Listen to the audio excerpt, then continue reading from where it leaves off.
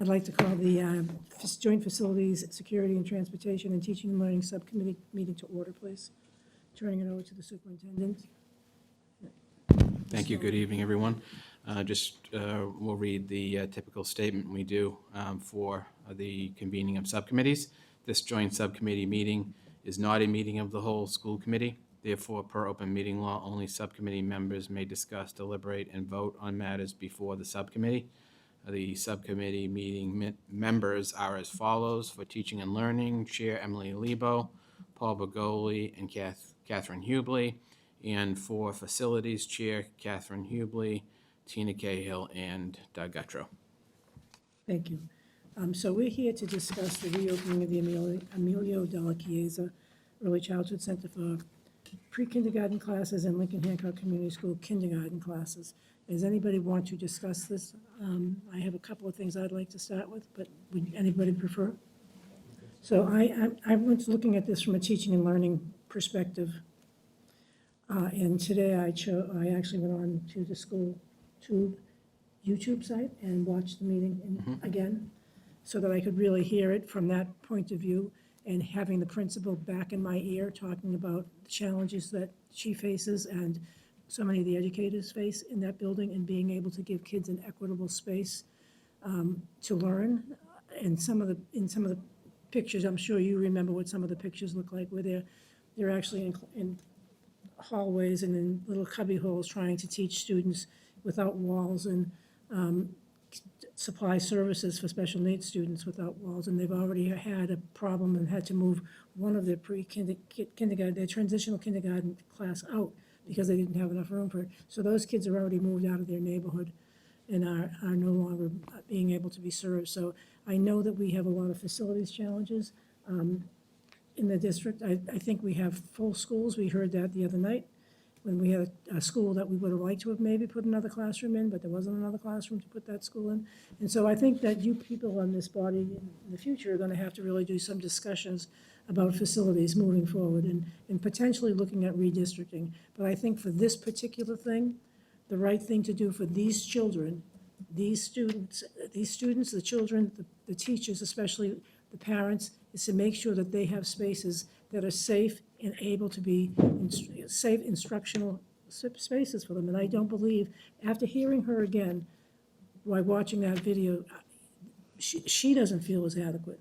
And so she's the leader of the building, and she's got 400, 500 kids down there, 450 kids, and 550 kids. It's asking an awful lot to do the right thing by those kids under those circumstances. So for me, I am definitely going to support this from a teaching and learning point of view, knowing that there are facilities issues that have to be addressed at some point in time. Anyone else? I was going to say, on the point of, from the facilities perspective of that, I completely agree. We did hear that it is a great need for space over there. Can't have, as we hear on the back in our pamphlet here with the main concerns, people from outside the building have to come in through the space to reach the stairs to the main office. 3 classrooms are not behind any locked door space in high traffic areas. I mean, these are main concerns, and hearing that there are classrooms in the hallway, these are main concerns, and we heard them from the principal. And from a facilities perspective, this is not okay. And if this is the way we can fix that, we need to go forward. So I agree wholeheartedly. Mr. Gutro. I've got 3 comments that I want to make. One, we spent the last 6 weeks in teaching and learning and subcommittee meetings of the whole discussing the PIPs, as we often do. At the last meeting, Mrs. Perdios objected to the Della Chiesa proposal, saying that it should be discussed in subcommittee. And so my feeling is that it's either poor planning or by design, that the only person that really had a discussion, wanted to talk about it, can't sit at the table during the subcommittee meetings to discuss it. So when we do talk about it at the whole committee, she deserves the right to ask those questions. But I think it would have been fair if we called the committee the whole, because there's only one person sitting in the audience tonight, and that's Mrs. Purdy. There's the mayor also. Yeah. The mayor's not here. Well, He's sitting in the office. It's Yeah. around the corner. Well, they could both sit with us. But this is going to be brought back to the full committee. No, I know, but I'm just saying that was the whole purpose that we're having this meeting. This meeting wasn't pre-planned. There was an objection at the last meeting. There was a request by a member that we do a subcommittee meeting and have a discussion. And I just think it would have been reasonable to have both of them Well, here. then I'm going to that's leave on- it at that. That's on me, but what happened was we knew that we had to, the objection was that it wasn't discussed in the teaching and learning subcommittee meeting. That was the objection. Yeah, but we So- set up a joint subcommittee that has 6 members instead of 7, so. If I may. This is something that was brought up in policy. We made a policy about this, and if this is something that we should be revisiting in policy to change our policy. But this is how we set it up, was so that the people who were at the meeting in the subcommittee would speak when it was a discussion. Yeah, no, I know. And if there's no presenter, which we do not have a presenter, then that was why the SIPs and the PIPs Yeah, were having a presenter. again, And that I'm was not- why it was a meeting of the I'm whole. not placing That was my blame. understanding of how we came to that conclusion in policy and how we stated the policy and made the policy that way. So that's my understanding. We can revisit it in policy if No, I that's know. I something mean, that the and- committee and- feels that we should do. And Mrs. Lebo and I will be off, and you can decide what you want to do. And I agree with the 3-member subcommittee and all of that. But we did, again, just sit through subcommittee meetings that were meetings of the whole. And the only member that asked to have a discussion, the ability to say something, and she will get that opportunity when we have the full school committee meeting. But it just feels a little petty to me that we didn't give her the opportunity to sit at the meeting and discuss it. That's number one. Number two, and this is just a reflection going forward. These are big picture issues that, I feel like instead of reacting to individual proposals, that the school committee should look at these big picture. Sit back, take a reflection, plan a little bit, think a little bit, and have a discussion about pre-K or kindergarten on the whole, not necessarily site-specific. Again, I'll be long gone. That'll be a discussion and a consideration for the future body to think about. But I think it's a healthy thing, instead of simply reacting to proposals that come before us when we're not looking at the whole system and how we want to do it. That being said, if you remember the strategic planning meeting that we had with the Mass Association of School Committees, we all put stickies and what were our priorities and the most important things to us. And mine was pre-K. Mine was pre-K. I put that as number one. So am I going to support adding pre-K in the Della Chiesa school? Yes, I will.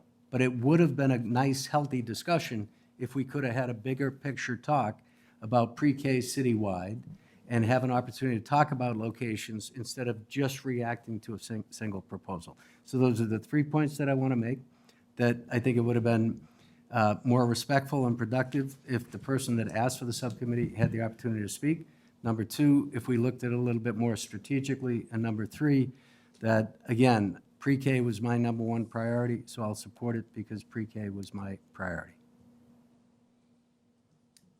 Anyone else? I do. Thank you, Mr. Gutro. I support this initiative for a couple of reasons. One, the building's there. Lincoln Hancock is busting at the seams. We're going to take 6 kindergarten classrooms from Lincoln Hancock and open space. So it's not an issue of a whole district. This is an immediate space academic issue that needs to be addressed now, okay? In terms of looking at the district on a whole at some point, that's something that we need to do in facilities and with the superintendent and the SLT team to see where we're going to be looking at in terms of projected growth for students, how many students we're going to have, and how if St. Mary's comes on board. So it's a whole big picture. This is a no-brainer in the respect that we have the building. It's going to be revamped so that we can have 6 kindergarten classes taken out of Lincoln Hancock. We're going to have 1 transitional kindergarten class that's over at Atherton Howe. That's a Lincoln Hancock districted base. The kids are from that district. They're going to come back to their own neighborhood. And we're going to have, I think, 6 classrooms available for pre-K, opening up another 5 pre-K classrooms and have 1 extra classroom to take a look at in case the numbers grow or whatever. We'll have some space for growth there too. So, I mean, I don't think it's, in terms of Mrs. Perdios, she's going to have plenty of time to make her points and ask her questions at the full body. So in terms of being here in subcommittee, I think that this is a proposal that I don't think that I will support because it's an immediate need and an issue for the district. Mr. Regoli. Yeah, this is, as Mrs. Cahill said, this is an immediate need. There's no question we have space issues at Lincoln Hancock, and we have a building that's available. It's just common sense for us to move the kids over to the Della Chiesa. So I'm going to be voting in support of this initiative. Thank you. Thank you, Mr. Regoli. Anybody else want to speak on this at all? So, yeah, for me, it's definitely looking at the academics and hearing that principal's voice in my head again today and talking about how she really, I mean, they're doing a very good job over there. But imagine what they could be doing if the kids had the space they needed to be in. And look what we just did with the Faro Center and created the most beautiful thing. I'm sure that the assistant superintendent, the superintendent, and the mayor will make sure that the Della Chiesa, if we can get it up and running, will be just as beautiful for those kids. And also getting more kids out of the substantially separate classrooms. That's heartbreaking to me that we can't get them into integrated classrooms because we don't have the space. So getting those kids out, because it does, you were right when you said it sets them on a track. It's hard to move them out of that and not get them back into general ed, so. Okay, so, do we have to vote on this? Yes, to send it to the full committee. Separately, the teaching and learning and then the You facilities? can vote, it's a joint meeting, so you can vote jointly. So you would need a motion and a second, and then all in favor. Okay, I'd like I to, think if we vote jointly, though, isn't that too many votes? say that again? Then which, if I think that's, we should vote separately, because I think it's too many votes you if wanna we do a vote at roll the call same vote? time. Yes. so then we'll do Separately, so for teaching and learning and. Yeah, so I for- would entertain a motion from someone on the teaching and learning subcommittee. Mr. Bergoli, seconded by Mrs. Mobley. And would you call the roll? Mrs. Lebo, Yes. Mr. Begoli, Yes. Mrs. Hubley, Yes. and then another vote for facilities. I make a motion. Mrs. Hubley, Yes. Mrs. Cahill, Yes. Mr. Gutro. Want to adjourn the meeting? Yes, Thank you. thank you.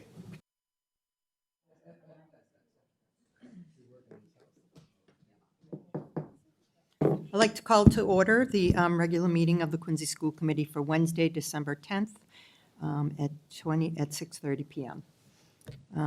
Call to order, please. Mr. Begoli. Present. Mrs. Cahill. Present. Mr. Gutro. Mrs. Hubley. Present. Mrs. Lebo. Mrs. Perdios. Present. Mayor Cope. Present. Quincy High School Student Representative Sasha Ajawan. And North Quincy High School Student Representative Marco Mano. Present. Thank you both. Can we stand for the Pledge of Allegiance, please?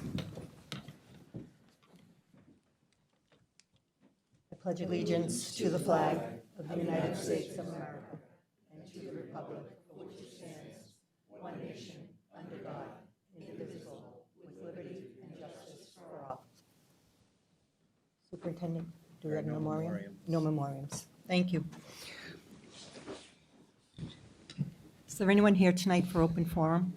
Okay, so we'll move on. Superintendent's report. Good evening, everyone. Tonight, we gather to honor a person whose name has become synonymous with dedication, leadership, and unwavering commitment to the safety and well-being of our students and staff, Mr. Michael Draicchio.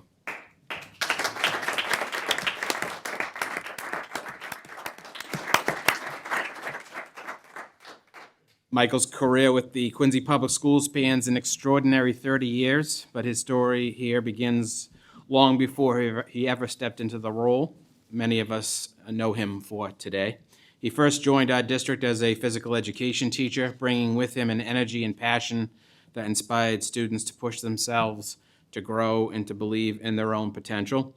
And while most of us would consider one full-time job more than enough, Michael was never most people. At the same time he was teaching during the day and coaching various QPS sports teams, he spent his nights serving the community as a deputy sheriff for the Norfolk County Sheriff's Office. That dual commitment tells you everything you need to know about the kind of person Michael is, someone who never hesitates to step up, someone who serves wherever he's needed, and someone who carries a deep sense of duty in everything he does. In 2008, the Quincy Public Schools made a decision that would shape the next era of our district's culture of safety, selecting Mr. Draicchio to serve as the Director of Safety, Security, and Transportation. It is a role that demands vigilance, patience, compassion, and often quick thinking in moments of uncertainty. And over the past 17 years, Michael has shown us what it looks like when someone leads with all of those qualities and more. Michael has overseen the security and transportation needs of a district responsible for thousands of young people every single day. He has done so with a calm presence, a steady hand, and a depth of knowledge that gave us all confidence, even in the most challenging circumstances. His leadership was especially critical during the COVID-19 pandemic, a time when the world seemed to change overnight. Schools everywhere faced unprecedented questions about safety, but here in Quincy, we had Michael. He worked tirelessly to navigate constantly shifting guidance, to design safe transportation plans, to adapt security protocols, and to make sure that every student and every staff member had what they needed to feel protected and supported. During one of the most difficult chapters in modern education, Michael helped keep our district grounded, prepared, and moving forward. Throughout all of it, every long night, every complicated decision, every unexpected challenge, Michael's priority never wavered. He has always placed the safety, security, and well-being of our students and staff above all else. This is not simply part of his job description, it is part of who he is. Today, as he retires, we celebrate not only his accomplishments, but the legacy he leaves behind, a legacy of stronger systems, safer schools, and a district that knows what it means to care for its community, a legacy built on integrity, service, and heart.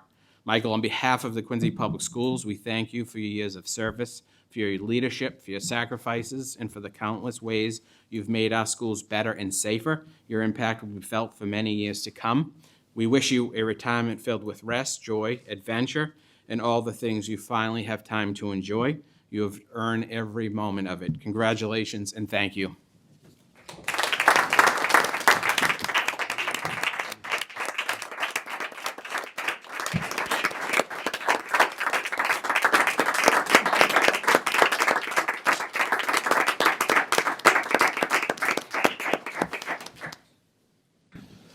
Anyone want to say anything?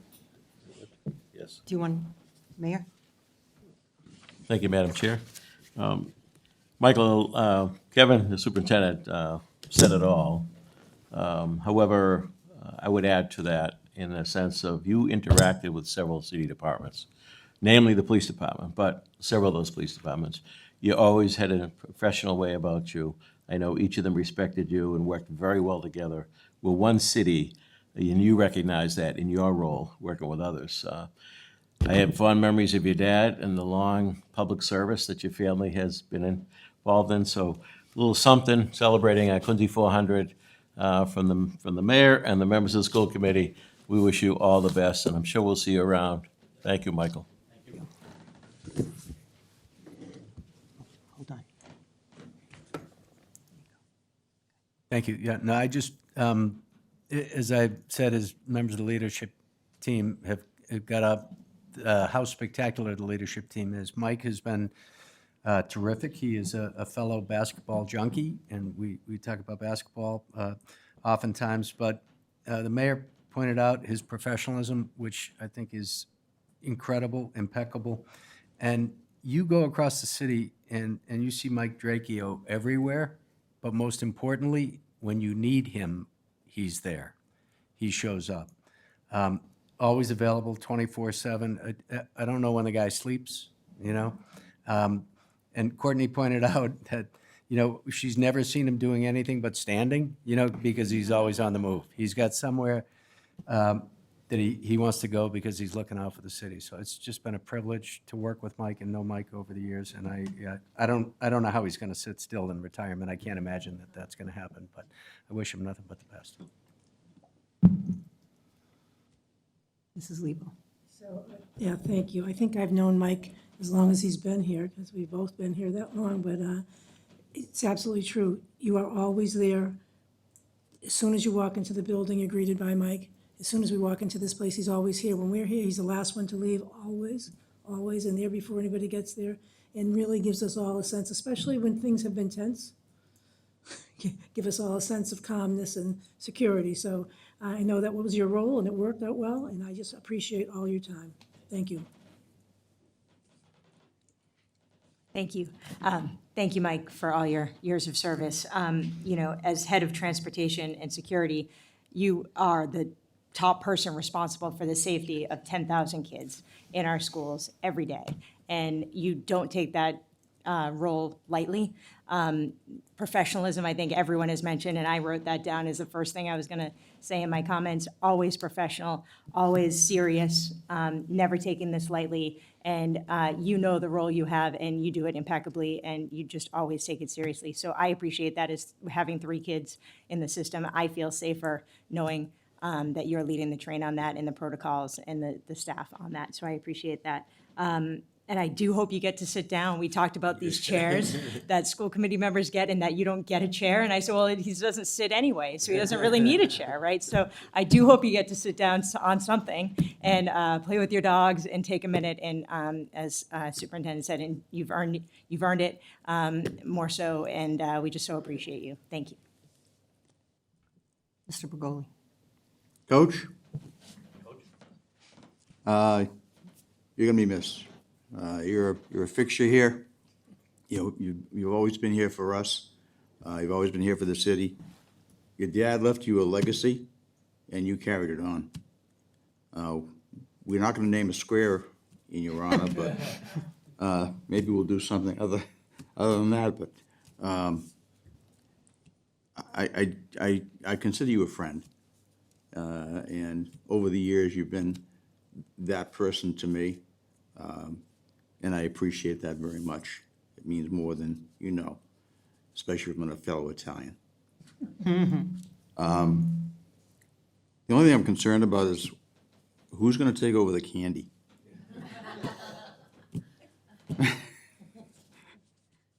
That's one of the first places I go to when I come into the office. Make So, sure. It shows.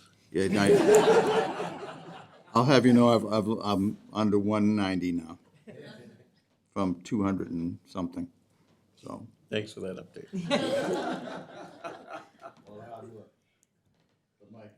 appreciate you and your friendship over the years, and really gonna miss you.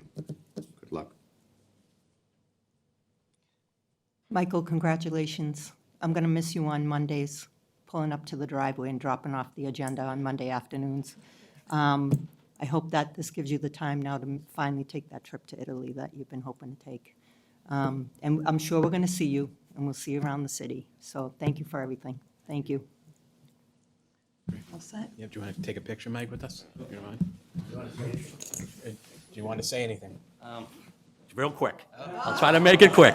He was prepared. No, I just put some bullets down here. So first of all, I want to thank my wife, who's had to put up with a real lot, especially my wife, Carrie, not being around all those times, games, sporting events, weekends, all these meetings that we have. She just didn't have me around, and, you know, I've never said no to her. I'll tell you that, though. That's the one thing I tell all the guys, just if you're going to be doing this kind of stuff and you're working as many hours as you do, if she wants something, I always say yes, no problem. So just want to say to her that I love you to the moon and back. That's my saying to her. So, Carrie, once again, I love you to the moon and back. To Superintendent Mulvey, Assistant Superintendent Dr. Perkins, I want to thank you for your leadership, your guidance, and your friendship. Kevin, Superintendent Mulvey and I, we started on the same day, actually, in the administration field, and we did so much work together over the years, and I really appreciate your friendship as well. Dr. Perkins, I can tell you that you were a student when I started out, and I had the opportunity to be at Quincy High School at that time, and I was just finished starting up, and I got a chance to coach Dr. Perkins' husband, Sean, in basketball. So it's been it's a little crazy. Just this came up to me so fast. I want to thank all of the school committee members. I consider you all my friends. I appreciate everything you do for the city. as much as possible. And then, obviously, I want to thank the mayor. The mayor, who definitely believed in me and felt that, I could do this job. I really appreciate that. I wanted to say to you that, your leadership in the city is second to none, to any city around the state of Massachusetts. The city never looked better under your leadership, so I really appreciate that, and I appreciate your friendship. To all my colleagues, SLT members back here, I know how hard you work every day. It's incredible to be able to do what you do each and every day and work as hard as you do and not get, rest, like we say, like everybody was saying. Kind of laugh because when that was brought up about not sleeping, the best hours I ever got in my life of sleep was when I was doing both jobs. And I slept from 6 o'clock at night to 10 o'clock at night to have to go to work at the sheriff's office. So those 4 hours were a solid 4 hours of out cold sleep. So pretty incredible. I also want to say that I worked with so many people over the years. Principals, teachers, all kinds of staff in the school department, all great people, all done a tremendous job over the years, worked very hard with them. I want to thank the security staff that's worked for me, bus drivers, all my office staff. Definitely want to say to Bob Cavallo, who's one of our city IT guys. I also had him in school and coached him. He's done a great job working with me over the years, and he really deserves a lot of credit for helping me with all the technology stuff that I really didn't know much about. Lastly, I know that the mayor touched on it too as well, and extremely, extremely important about working with all the different agencies in the city. Quincy Police Department with, Chief Keenan, former chief, and now Chief Kennedy and all the members there, all these school resource officers that I've worked with over the years. Quincy Fire Department, I think I can go back started out with Chief Pettinelli, and then it was Chief Barron, Chief Cadigan, Chief Jackson, and now Chief Smith. So it's been a lot of great people I've worked with there, Brewster Ambulance and Krista Bonner. The public building staff, the DPW staff, the TPAL staff, the parks, the fire alarm division, city and school IT. Just incredible.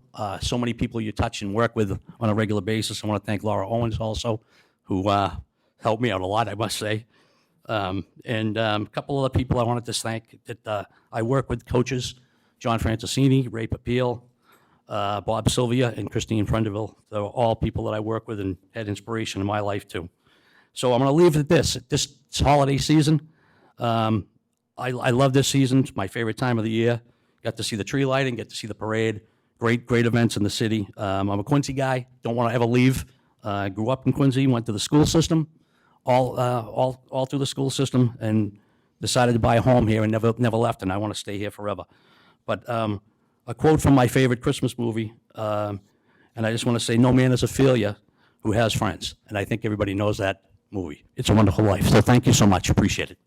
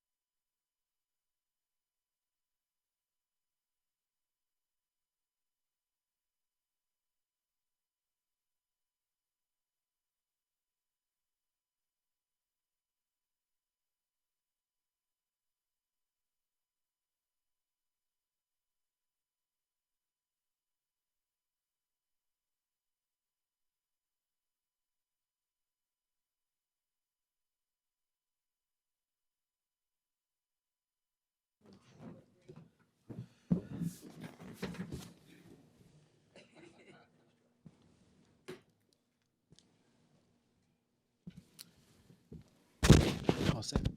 Okay. Again, congratulations, Mike. Next is our school committee member recognitions. It is now my honor to recognize and celebrate Doug Gutro for his 8 years of dedicated service to the Quincy School Committee. 8 years of thoughtful leadership, hard work, and deep commitment to the students, families, and educators of our city. When Doug joined the school committee, he brought with him not only a passion for public education, but also a data-driven approach to leadership, one that sought to understand challenges through evidence, analysis, and open dialogue. Doug has always been the person to ask the tough questions, to dig deeper into the numbers, and to make sure every decision was grounded in what would be best for all of the students and families of Quincy, both today and for generations to come. Over the past 8 years, Doug has helped guide our schools through an extraordinary period of challenge, progress, and growth. Under his tenure, the city has made historic investments in educational facilities, projects that will shape learning for decades ahead. The opening of the Southwest Middle School and the Dr. Richter Cristofaro Learning Center stands as a testament to that vision: modern, inclusive, and forward-looking schools designed to meet the needs of all learners. And now, as construction continues on the new Squantum Elementary School, Doug's legacy continues to take shape, literally, in bricks, classrooms, and playgrounds that will welcome future generations of Quincy's students. But Doug's impact extends well beyond buildings. He has championed the development of new curricula that reflect both rigor and relevance, ensuring Quincy students are prepared not only for academic success, but for the challenges of an ever-changing world. Recognizing the growing diversity of our community, Doug was also a steadfast advocate for expanded translation and communication services, helping to make our schools more accessible and inclusive for all families.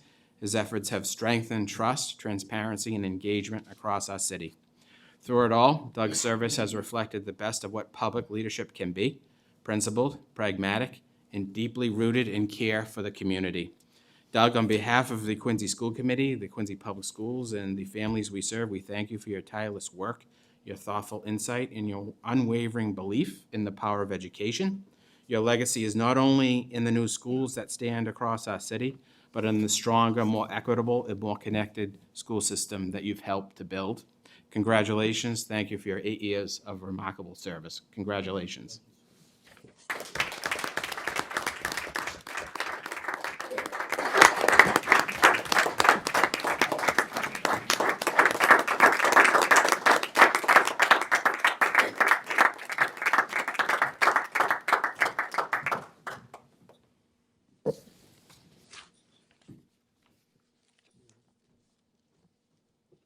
Thanks. I get to go first, I guess. So Doug, I just want to say that I've enjoyed our many years of friendship and getting the chance to serve with you as a colleague on the school committee. I've always appreciated your thoughtful consideration of the issues and your steady focus on data and evidence and outcomes. You listen, and your comments are always insightful and concise, something that I have yet to master, but they're very, very pointed and purposeful and thoughtful, and I very much appreciate that. And I also want to thank you for your 22 years of service to Quincy on the city side and the school side, and Quincy is definitely better because of your voice and your advocacy. And I wish you all the best on your next chapter. Sure we'll be seeing you, but thank you. So Doug, really, one of the things, everything that the superintendent and Ms. Perudio said about you, I agree with. One of the things that really meant the most to me is I could call you. I could always call you when there was something I just wanted to flesh out a little bit more or talk about. I could always call you. You were always available to have a conversation with, and I really appreciate that and the friendship that developed because of that. Because that meant so much to me, knowing that I could call you and just tell you what I was thinking and bounce stuff off you. So I really appreciate all of that. And you were great on this committee with us. You really were. You called us on the carpet a few times. But really, you were great. So I really appreciate everything. Thank you. Thank you, Madam Chair. I concur with the remarks made by my colleagues and the superintendent. Doug, we've worked together on behalf of the city for a long time, going back to your time in the council, my time in the park department, now Department of Natural Resources. And like Emily, you could always have a respectful discussion about issues and disagree but not be disagreeable, which is something lacking in today's political world, unfortunately. So in a way, hate to see you leave the scene, but you've served the city well, the city that you love. And I know how proud of your boys you are. I appreciate the years of service we worked together, and I wish you all the best. I just reiterate everything everyone said. Thank you for your service to Quincy, especially, you know, all the years that you spent on the council and the school committee, and it's not easy, you know, it's difficult when you have to think about all the issues and find ways to be able to collaborate with everyone for the best outcomes that we can come up with. And thank you for, like Emily said, being able to get on the phone and talk through some issues and be able to understand protocol and all the government experience you have and how meetings are run and stuff like that. I will miss that.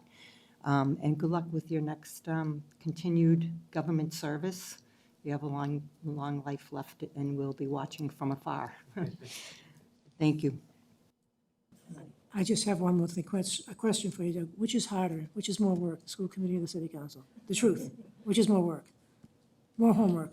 Being a ward council, I would get 5 to 10 calls and 10 to 20 emails a day. And I probably generated that myself just by the newsletters and the communication, but it's a labor of love. It's all labor of love, you know? Well, you did a great job both places, so thank you. I learned a lot. Yeah, I'll just say a few short things. So I am incredibly humbled to have had the opportunity to both be a city councilor and then subsequently serve on the school committee. I think I've got more out of that experience personally and professionally than I've given back. I've met a tremendous amount of incredible people, you know, like Mike said, his love for the city, and everybody here has a love for the city. And I know most of you know my son Scotty's middle name is Quincy, you know. So immense pride. You know, I've taught as an adjunct professor at Suffolk University for 20 years, so I value the educators that we have in the system. You know, I sit here and I think about the professionalism, the intelligence, the dedication of the school committee, and it feels like when I was on the city council that when one of you speak, it gives me pause, because I know that you have something different and you might see something different that I didn't see. So hopefully I've always been open-minded and pragmatic and willing to change based on the insight and experience that all of you had. So I appreciate the mentorship that you've given. I've, you know, when you have 2 kids that go through the system, when you yourself go through the system, and then you sit here, you have a different vantage point of the system. And the superintendent, the deputy superintendent, the leadership team, extraordinary. Like, you don't see that necessarily as a parent or even on the city council, but when you're immersed in it, and then really the teaching and the education that I have in so many areas of education policy over the last years, last 8 years have been extraordinary. And I have great pride. I have great appreciation for the work that you all do. You know, when I was just a dad or a city councilor, I valued the principals and the educators, but I see it through a different lens today. And you really get to see the big picture of the whole school system. And, you know, I'm proud of the work that the mayor and the school committee, the superintendent, the deputy superintendent, the leadership team, and each of those principals that came up here over the last 2 weeks, and what they do day in, day out, the passion, the dedication.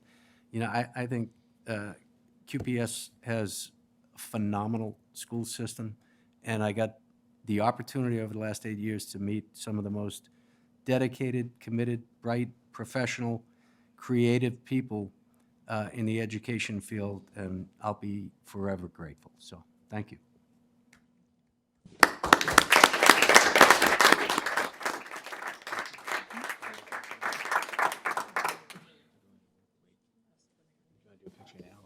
Yeah, wait. Wait, okay. Thank you. Tonight, we also gather to honor someone whose leadership and unwavering commitment have shaped the Quincy School Committee for more than a decade. For 14 years, Lebo. has served on the Quincy School Committee with distinction, purpose, and heart. Her impact on our schools, our educators, and most importantly, our students is lasting and immeasurable. Emily's school committee service began with a simple but profound belief that every child deserves access to exceptional educational opportunities. From her earliest days on the committee, she worked tirelessly to strengthen the structure and effectiveness of our governance. Both as a member of the school committee and vice chair of the school committee, Emily helped shape a culture of collaboration, transparency, and thoughtful decision-making that will benefit generations of students to come. Her leadership extended deeply into the academic core of our district. Emily established and skillfully chaired the Teaching and Learning Subcommittee, ensuring that instructional quality, curriculum enhancement, and student outcomes remain central to the committee's work. Through her guidance, Quincy strengthened its commitment not only to what students learn, but how they learn. Always focused on improvement, Emily championed a revamp of both the program improvement and school improvement plan presentation processes. Her insistence on clarity, accountability, and meaningful reflection elevated these reports from routine documents into powerful tools for strategic progress. Because of her leadership, schools today engage in more thoughtful planning, more productive dialogue, and more data-driven improvement efforts. Emily's advocacy extended far beyond traditional academics. Her strong and vocal support for Quincy's career and vocational technical education programs helped expand pathways that empower students to discover their talents, develop real-world skills, and enter adulthood with confidence. She understood that education must open doors, and she made sure Quincy offered many. Her leadership was never more critical than during the COVID-19 pandemic. In a time of uncertainty, confusion, and unprecedented challenge, Emily was a steady hand. She worked to support students and families navigating remote learning, to ensure educators had the tools they needed, and to advocate for safe, responsible decision-making. Her compassion and clarity helped guide the district through one of the most difficult moments in its history. And of course, Emily's imprint can be seen across the city in the very buildings where children learn each day. She played a vital role in the construction of several transformative new schools: Central Middle School, Southwest Middle School, the Dr. Rick DeCristofaro Learning Center, and the soon-to-open new Squantum Elementary School. These buildings are more than brick and mortar. They are vibrant, modern learning centers that will serve Quincy students for generations. They stand as a testament to her foresight, her advocacy, and her belief in the importance of creating spaces worthy of our children. Emily Lebo's legacy is one of service, leadership, and deep care for the Quincy community. For 14 years on the committee, she has given her time, her expertise, her voice, and her heart to our schools. She leaves them stronger, more innovative, more equitable than she found them. On behalf of the city, its educators, its families, and its students, past, present, and future, thank you, Emily, for your dedication, your vision, and your extraordinary service. Your work has made a difference, and it will continue to make a difference for many years to come. And I would also like to recognize Emily's husband, Stu Lebo, is here, and her son and her grandchildren as well. So if we could have a round of applause for Emily.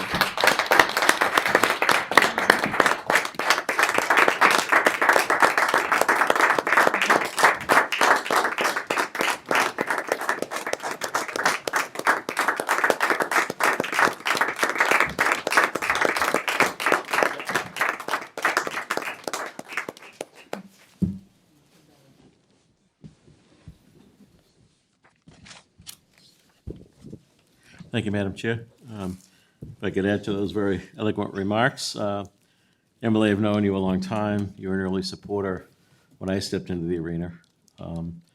Certainly grateful for that friendship over the years, and we've quickly worked together outside of here between the Garden Club and your recycling work and all those other special projects. But I felt with you up here, in your experience and background, you made everybody better.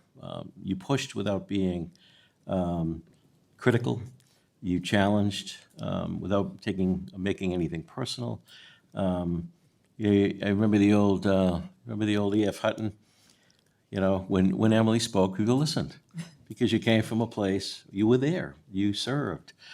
Tremendous background, you're an educator. I wish we had some Emily Lebos at the State Department of Education to understand you got to take all those pieces but make it practical and make it real. And so I'm grateful for your service. The city's better, the school system's better because of your service, and I appreciate your friendship. I wish you all the best.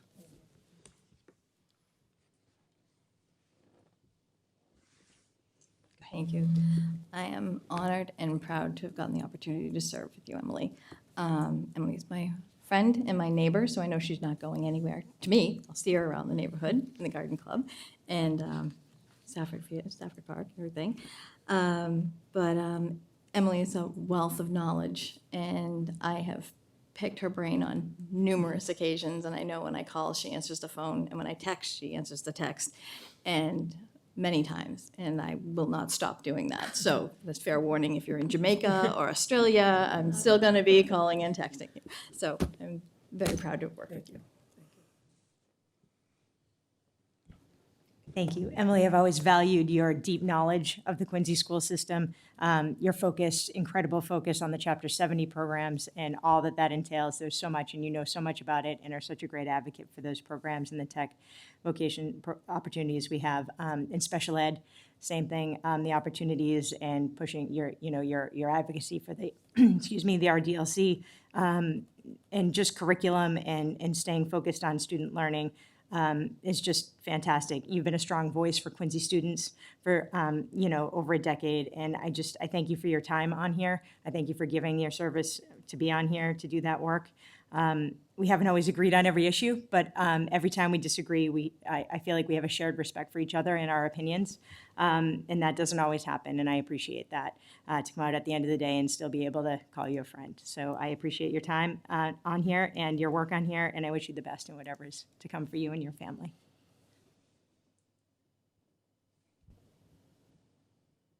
Are we good? Yeah. So from my perch on the city council, I admired Emily. I thought that she epitomized what a school committee member should be. And then when I had the privilege to serve here, I find that she's not only been an incredible mentor to me, but the institutional memory that she has that others have said and shared. And just the context and the details and her love and passion around curriculum and understanding how it all weaves together.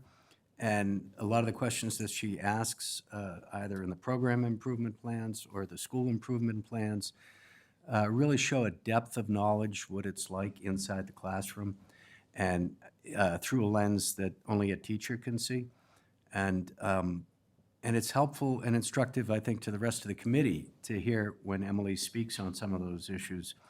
As the mayor said, it brings us all up, and it really did bring us up. And, there's a reason why Mask acknowledged and recognized you last year for your leadership statewide, because you are exactly that, and your departure is going to be a big loss, I think, for the school committee and QPS.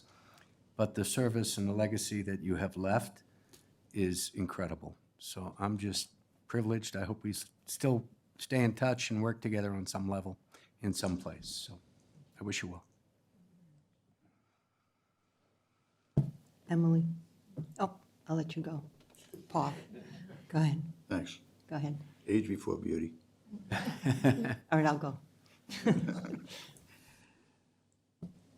It's Christmas, but this is a sad day for Quincy Public Schools, because both Emily and Doug have been an integral part of this committee for years and have made a contribution to the city, the children, and parents of the city. Neither job is a glamorous job. You don't do it for the opportunity to get in front of a camera and say, here I am. You do it because of service. And what's important to note is the years of service. Doug has 22 years of service to the city, and Emily 30. That's remarkable. To put that amount of time in for really not much in terms of getting something back. But each of you have brought a unique part of yourselves to the committee. You both did your homework. You were always prepared, offered your perspective, and on issues that were important to the committee. You were both professional in every way, and it was an honor to work with you both and call you my colleague and friends. I respect you both, and I, for one, will miss you both. Thank you very much for your service. Thanks, Paul.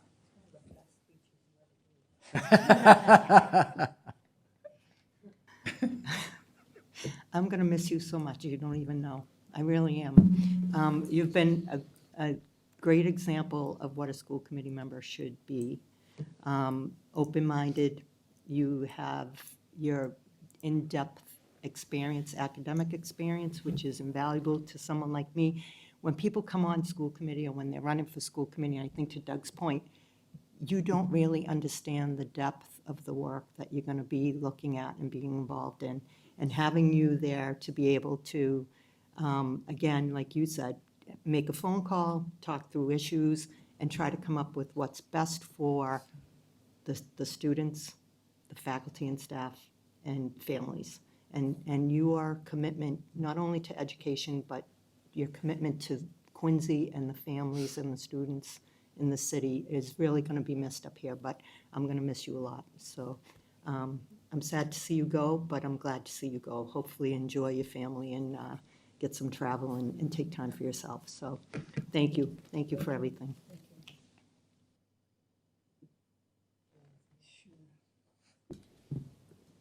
I actually started my career in this district in 1987 as a teacher.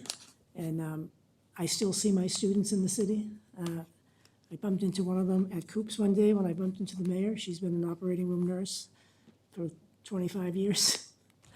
It's just it was an incredible thing. And then my time as an administrator, I really discovered that as much as I loved teaching, I loved helping teachers.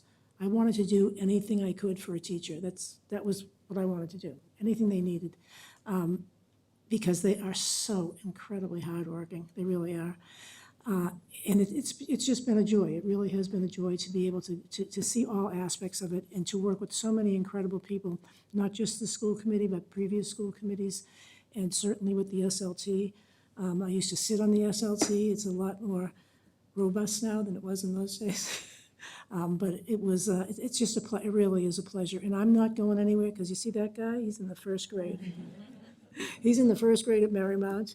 Phil's in the sixth grade at Central, and I've got 3 other kids in the schools, still in the schools. 2 have just graduated, and one of them is at ski practice now for the ski team. So I'm not going anywhere, and I have just enjoyed working so much with all of you, and I really am grateful to the citizens for electing me and giving me this chance to serve the city, which I also love. And I would like to go someplace different or a little smaller, but my husband will never leave the house. We'll be stuck in that big house forever. So, so thank you. Thank you. Would you like to take a picture? Or we can do it at the end of the night? We can do it convention. Oh, yeah. Move the chairs in the middle. You and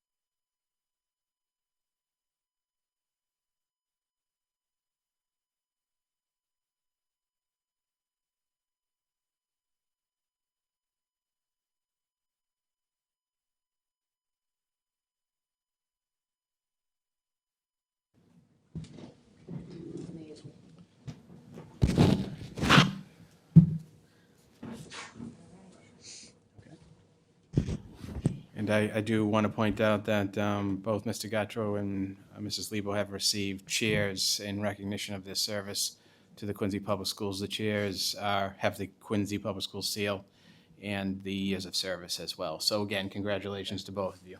Thank you. Next on the agenda is student recognitions. Congratulations to the winners of the annual Quincy Sun Christmas Poster Contest. The winning students were invited to ride on a float in the recent Quincy Christmas Parade, and their posters are displayed in the windows of the Quincy Sun offices on Hancock Street. For grades 1 through 3, Ariella Tai from Lincoln Hancock. Grade 2, first place, Idayant Panda from Clifford Marshall. Grade 3, second place, Eunice Wu from Wollaston, grade 2, third place. For grades 4 through 5, Prana Singh from Point Webster, grade 5, first place. Karthik Musanuru from Southwest, grade 5, second place. Quincy Catholic Academy, grade 4, student Olivia Lynn won third place. Congratulations to all of these students, and thank you to the Quincy Sun for, as always, supporting our students in this great initiative. And lastly, the QNQ Band and Color Guard at the City of Quincy's recent Christmas Parade. The QNQ Band took Best Percussion, Best Color Guard, and Overall Music, Visual, and Effect. The students also won Best Overall Band for the 5th year in a row. Congratulations to the QNQ Band and Color Guard on this incredible achievement. Congratulations, everybody. With that, that ends the superintendent's report. Thank you. Next on the agenda, we have old business, which is the reopening of the Amelio Della Chiesa Early Childhood Center for new pre-kindergarten classes at Lincoln Hancock Community School kindergarten classes. Mayor Koch, would you like to say anything? Certainly, I support the plan that's been put in front of us by the superintendent and his team. And I know there's been discussions about this for months. I know we've discussed it before as a school committee, and I know we've had the opportunity to discuss it with the superintendent. We have a challenge before us. As some of you met before this meeting in subcommittee to discuss that. We have a challenge of having kindergarten classes in hallways at Lincoln Hancock School. This is a great opportunity to alleviate that. To me, that's the immediate issue in front of us. And we'll also get the bonus of getting extra classes for pre-kindergarten. We know we have got wait lists for pre-K as well. So I support the plan. From here, once the school committee makes a vote, I will be instructing my Commissioner of Public Buildings to put together, he's already working on it, but essentially put the specifications together to the upgrades of the building. The HVAC, mechanicals of the building all need major attention. Once we do that, we'll put it out to bid, and once the bids come in, and then we'll go before the city council and seek an appropriation. That would be the format going forward. So I don't expect that to be before the council for a few months because the bidding process has happened first. But I trust our professionals that do this every day. I appreciate their advice, and I support the plan. Do we have a motion? I'll make a motion to approve. Motion to approve, Mrs. Hubley, second by Mrs. Lebo. On the motion, Thank you, Madam Chair. So at the last full school committee meeting, this issue was on the agenda for a vote, and I objected to it because we hadn't yet had the in-depth conversation that we agreed to have in subcommittee after it was originally presented to us back in March. So I had asked for that subcommittee meeting to take place, to be a meeting of the whole, so that we could all have a conversation about the issues. So I apologize that my comments are kind of going to be a little disjointed, more monologue-like. I would have appreciated this being more of a discussion. We could have sort of had more communication about it. But it's a major change. We're taking an entire grade out of one building. And I don't take this as a no-brainer or something that we're doing lightly. I basically have 3 concerns about the plan. And I'm not going to be as brief as Doug was with his words. He's very concise. But my 3 concerns, first, I don't think we have enough information to vote on this. I still haven't seen any conceptual floor plans for Della or any renovation plans for Lincoln, construction timelines, cost estimates, a secured funding source. I haven't seen a communication plan for families explaining how the transition will roll out. I haven't heard about any conversations with our kindergarten educators at Lincoln, who I'm sure have valuable thoughts and ideas that could inform the transition plan. I haven't heard any transportation details, for instance, how the pre-K kiddos will get to and from Della, if they'll be bused from all over the city or just from a certain area of the city. Also, logistically speaking, what will drop-off and pickup look like for families with a kindergartner and an older sibling at Lincoln? Assuming start and end times will have to be staggered at the two schools, families who now drop all of their children off at Lincoln at 7:45, or perhaps earlier for breakfast, before going directly to work, will now have to drive 15 minutes away without traffic to do a second drop-off at Della at 8:15, getting them to work well over 30 minutes later than they do now. Has this plan been presented to Lincoln Hancock families, and have their opinions been solicited? So that's my first concern. My second concern, beyond not having enough information for me to feel comfortable to vote yes on this, my second concern is that this new plan adds yet another transition for Lincoln Hancock students. Under this plan, families will send their kids to Della Chiesa for kindergarten, Lincoln Hancock for first to fourth, Southwest for fifth grade, potentially Central for 6th to 8th for the Honors APC program, and then to Quincy High for 9th to 12th grade. That's 5 schools and 4 transitions. That's 2 more than kiddos who attend Atherton Howe, Wollaston, Squantum, Beechwood Knoll, Marymount, Parker, Bernazzani, Montclair, and Snug, who all only have 3 schools and 2 transitions in their K-12 school journey. This matters. We know transitions between schools are really hard on kids. We know this. We have data on this. We're in the position we are with Lincoln Hancock and Clifford Marshall, only going up to 4th grade because of short-sighted quick fixes like this proposal. Once we do this, Lincoln Hancock kindergartners will not come back, just like their 5th grade didn't. They'll be stuck with an even more segmented elementary school experience than they have now, which may be fine for some kids, but may be devastating for others. Continuity matters in building relationships with families and in student outcomes, especially our students on IEPs and 504s. And transitioning kids that many times impacts those students and families. If we want to talk about moving Lincoln Hancock Kindergarten to Della, the plan should at least find a way to bring the 5th graders back so we trade one transition for another, not add another one to it. But really, my third concern, what I think we should be doing, is exploring alternatives like building a new wing or an addition at Lincoln Hancock, or incorporating modular classrooms there like the ones that are currently working really well in Squantum. Something like that could solve the current space issues at Lincoln Hancock and allow them to keep their kindergarten and bring their 5th grade back. Doing that would also allow us to maximize the space at Della for pre-K and give us 12 new classrooms of pre-K space, not just the 6 called for in this plan. There are better alternatives to this proposal that we as a school committee need to discuss. We need a comprehensive master plan, as Mr. Gutro mentioned during the subcommittee meeting, that identifies space concerns across the district before they become piecemeal in front of us. Lincoln Hancock is not the only school with temporary walls and rooms. Parker, North Quincy High School, and other schools have them too. That master plan also needs to consider future impacts to student population from new developments around the city. It needs to look at redistricting, and it needs to evaluate the properties we own, St. Mary's and Della Chiesa, and assess the best ways to use them in a strategic and purposeful way, not a reactionary way. Without that, how can we be sure this plan before us is the best long-term solution for not only Lincoln Hancock kids and families, but all families in the city? I will be voting no on this item tonight, but my no vote is not a no for pre-K, nor is it a no for addressing the space issues at Lincoln Hancock. It's a no because we can do better for pre-K, and we can do better for the families and kiddos at Lincoln Hancock than this proposal. Thank you.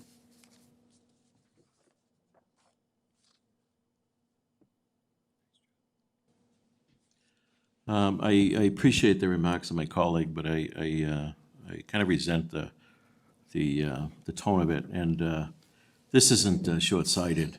And you mentioned a number of items, whether it's additions here, additions there. This city has been extremely supportive of the school system. It's one of the few communities in Massachusetts, we've got 5 new schools. We've supported all kinds of improvements to buildings across the city. And I can tell you that Della Chiesa, whatever we do with it, needs improvement, needs all new mechanicals, needs HVAC. And in my opinion, the challenge in front of us has been articulated by the superintendent, assistant superintendent, is to relieve the pressure right now, those kindergarten kids at Lincoln Hancock. You know, going down the road, yes, we can talk about master plans, it always comes down to the money. It comes down to the dollars, and things are getting tight in the state, things are getting tight in the city.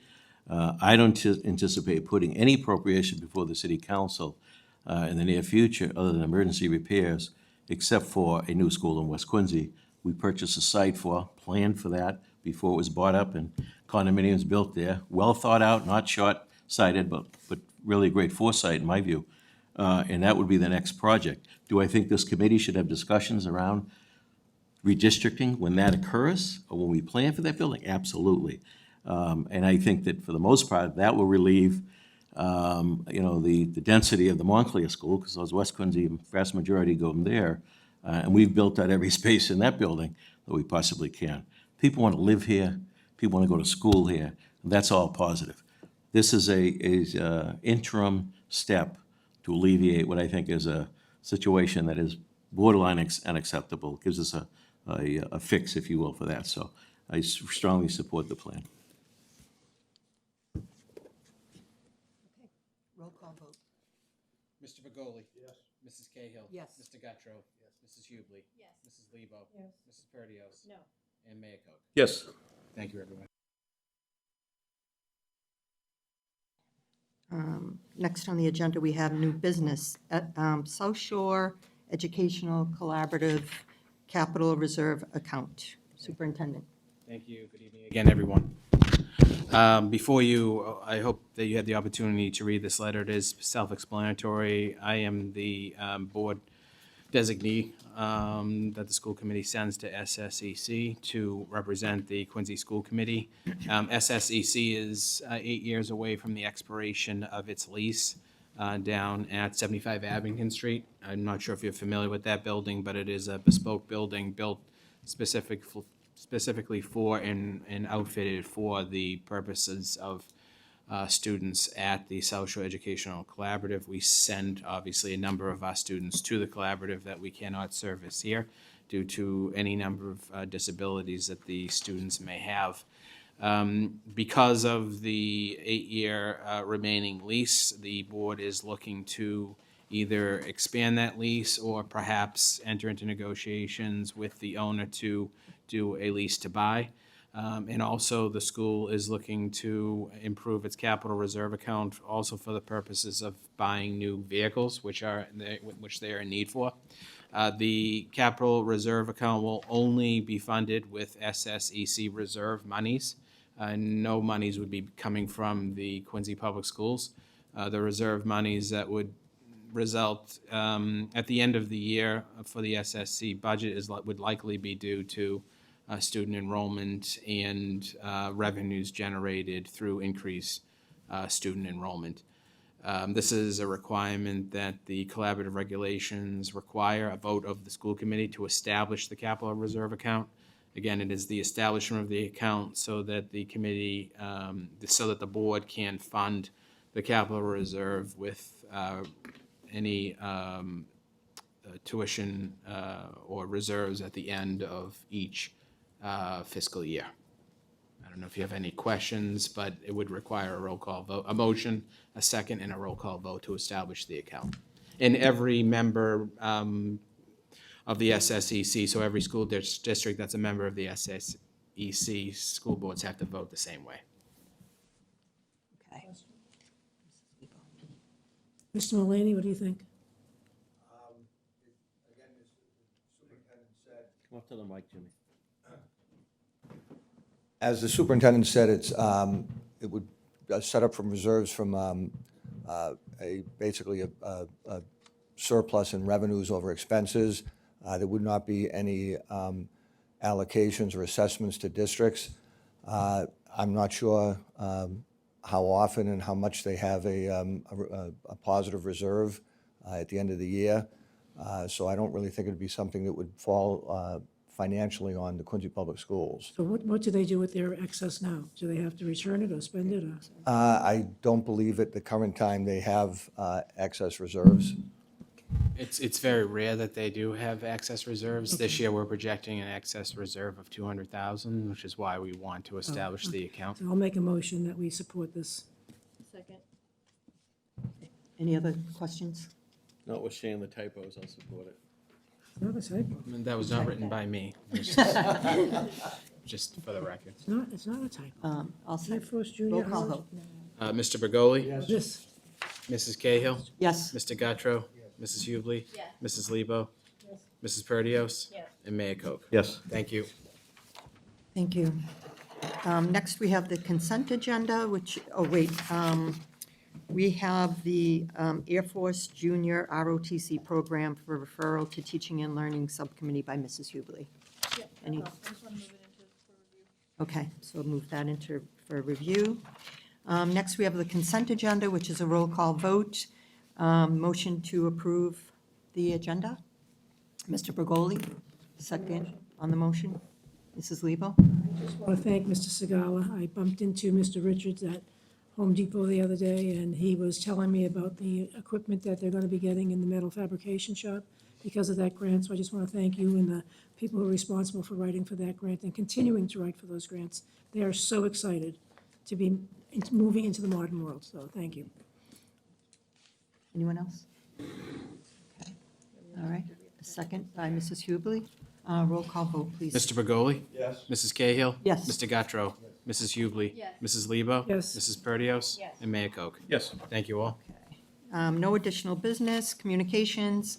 Next upcoming school committee meetings, January 7th and the 21st at 6:30 PM, February 11th, March 11th, and March 25th. Upcoming subcommittee meetings, January 14th with special ed and EDI. January 21st is quarterly budget and finance. February 4th is teaching and learning, all starting at 6 PM. Reports of subcommittees, none, and executive session, none. So we are adjourned. Buon Natale a tutti. Thanks, everybody. Good night.